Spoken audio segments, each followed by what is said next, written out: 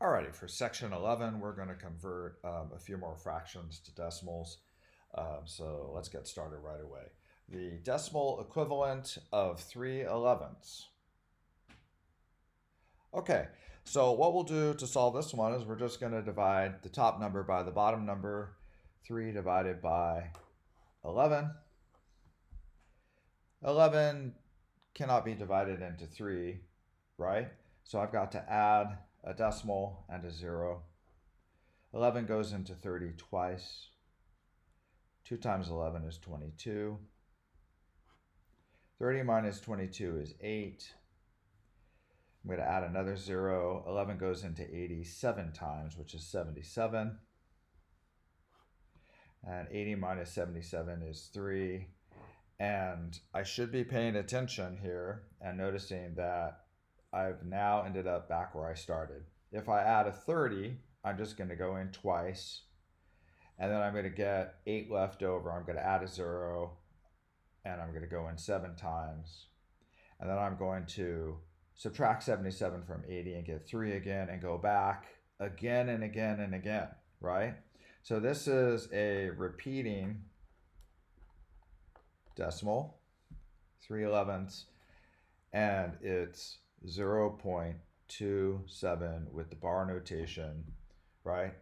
It's 27 hundredths, but it repeats forever, infinity and beyond. Okay. B.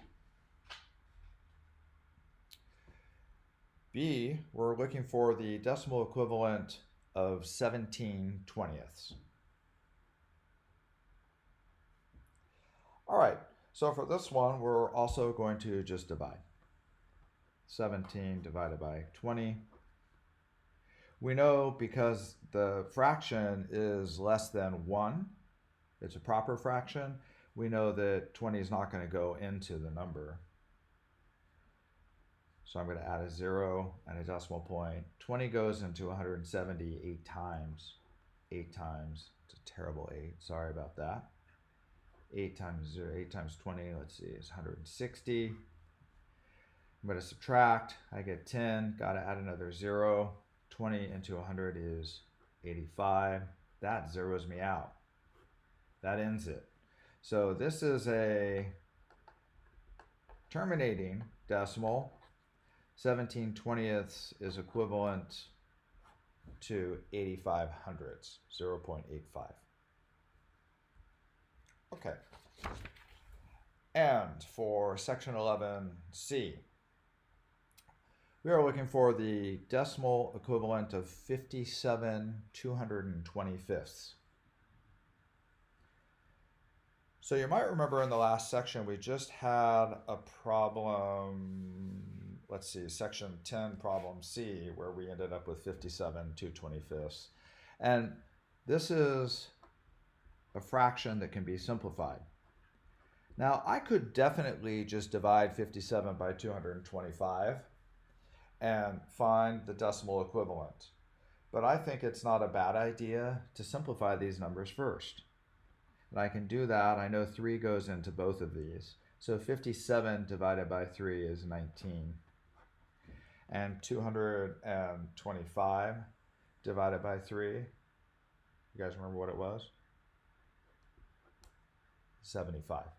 Okay?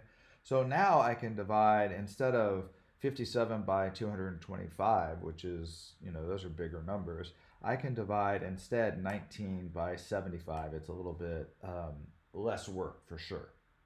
So 75 goes into 19 no times. Add my decimal point and a 0.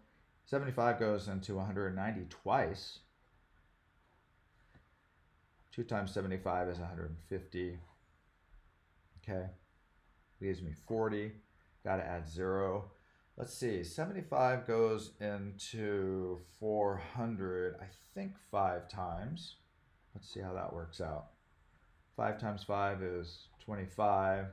Carry my 2. 5 times 7, 30. Yep, that worked out. 375. Okay. Gives me 250 left over. 250 left over. Or 25 left over, add a 0. 75 goes into 253 times, if I'm not mistaken. And then I've got to multiply 3 times 75 is 225. And that leaves me 25. Uh-oh. Look what just happened. I ended up with 25 again. And if I add a 0 right here, and I put 75 into it, it's going to go 3 times. 3 times 75 is 225. I am now caught in this loop. It's always going to be 3. So that's my repeating part. So the decimal equivalent of 57 225ths, or 1975ths, simplified, is just 0.25 and 3 repeating, right? It's repeating decimal.